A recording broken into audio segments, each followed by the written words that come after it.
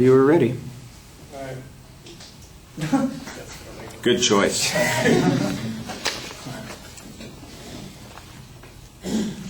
Okay. Diego Lopez. My main claim tonight is going to be reference to texting with teenagers. Texting an average over 3,000 texts per month has a negative effect on teenagers. There are three main areas which are affected by this. The first one is school, which is the most important to most teenagers. The second one is major texting actually causes health problems to some. And the third area is that teenagers sometimes do text while driving, and it's a distraction. The first area, how texting affects school, is there's a study by the American Life Project that 50% of teens actually admit that they do show texting shortcuts such as like I, not uppercase, and they does show up in their homework and even on their tests. Students don't pay attention in class. Like I think all of us have all flipped out our phone once in a while and they're like, oh man, what did that teacher say? And then that's a very common theme with students. Students who text are more distracted while doing homework or studying. So if a student is doing homework, they get a text, they look at it, and then they're not focused on the homework anymore. The same goes with studying. So all this leads to lesser grades, poorer grades in each of the students. The second area, how teenagers are actually affected in the health problems is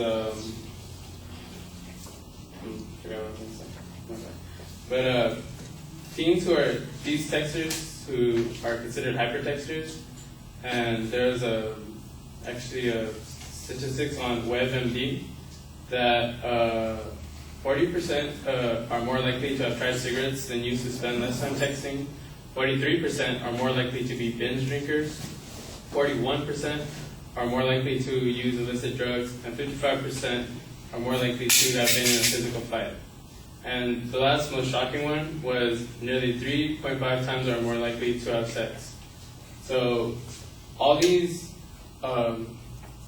texting actually leads to significant health problems, which everyone knows that sex, like it could lead to STD, smoking, harms your lungs, and they significantly affect each student.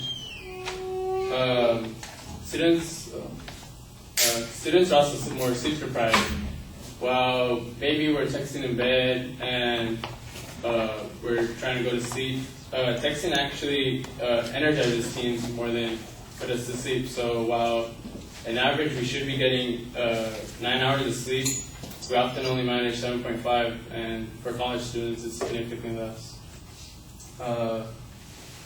Stress injury is also caused by texting. Like the studies have shown that teens get more anxious when they're waiting for a text. They're like waiting for that person to respond. This builds up more stress and tension in them. And the third area is distracted while they're driving. It increases the crash risk, most of all. According to the University of Utah, student texting is actually 8 times more likely to cause an accident. And in the Washington Post, there were 5,870 fatalities reported in 2009 due to driver inattention, and 16% of those were students that were under the age of 20. After doing the math, this was an average of 940 teens that died because of texting while driving. So that's texting has its limit. If you're doing it over 3,000 messages a month, it could be harmful to you, and the changes can be seen throughout everyone's lives. And yeah.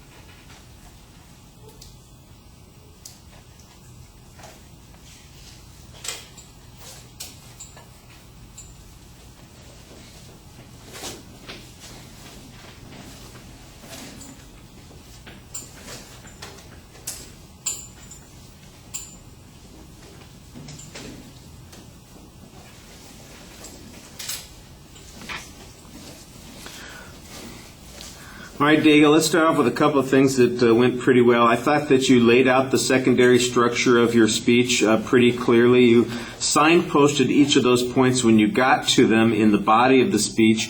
You could use a little bit more transition language as you're going from one point to another, because it just sounds like you've run out of something to say and then, well, second, and you get to that, and you'll hear the same thing again at the end of the speech. When you just run out of stuff to say, you sort of just stop. So you need to work on transitions a little bit more.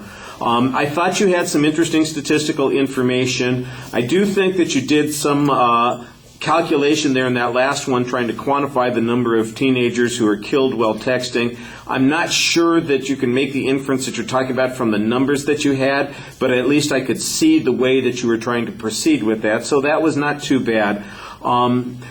Your proposition needs to be a little bit clearer at the beginning. It sounds to me like you're saying at one point that all of this occurs when people are texting at 3,000 texts a month. So that doesn't sound right, because any one of those texts while people are driving could produce that harm. So I'm not sure that your threshold should be 3,000 texts a month, and I don't think you wanted in the proposition to have that there.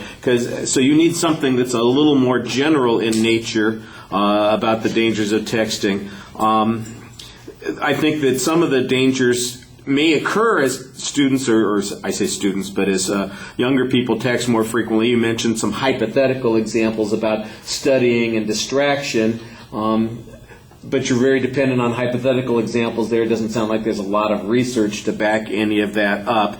There was a little bit of information, though, on some of the other things that people are often associated with texting, and I thought that was interesting. You want to be careful about suggesting that that's causation. Let's face it, anybody who's texting 3,000 times a month is bound to get them some. So there's just one of those associations there that I think maybe is making an awful big leap.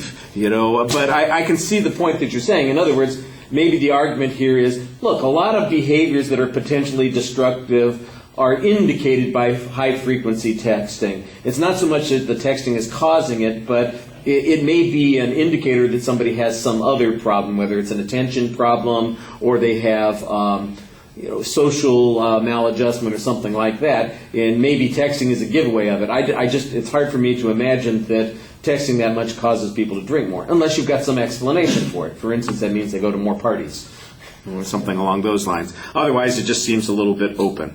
All right, thank you.